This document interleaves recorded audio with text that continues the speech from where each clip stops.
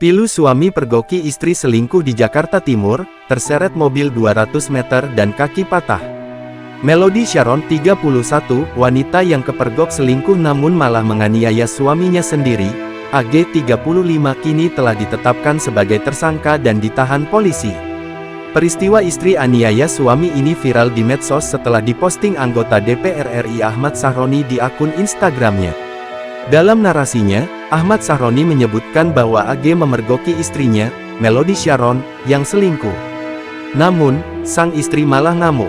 AG pun terseret mobil yang dikendarai istrinya, hingga akhirnya patah kaki. Kapolres Metro Jakarta Timur Kombes Nicholas Ari Lilipali mengatakan, Melody Sharon sudah ditangkap dan ditetapkan sebagai tersangka. Jadi dalam kasus ini tersangka berinisial MS sebagai ibu rumah tangga. Sudah kami tahan juga, kata Nicholas Ari Lilipali kepada wartawan, Jumat tanggal 20 Desember tahun 2024. Tersangka Melody ditahan di Rutan Polres Metro Jakarta Timur.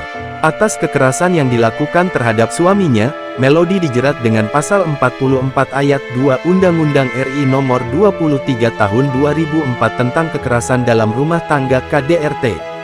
Kombes Nicholas menambahkan, penganiayaan yang dilakukan Melody terhadap AG ternyata bukan kali ini saja.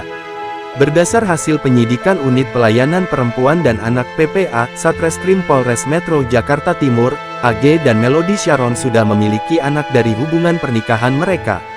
Tapi setelah Melody menyeret suaminya menggunakan mobil sejauh 200 meter hingga korban terluka mengalami patah tulang di bagian kaki, tersangka justru menelantarkan suami dan anaknya.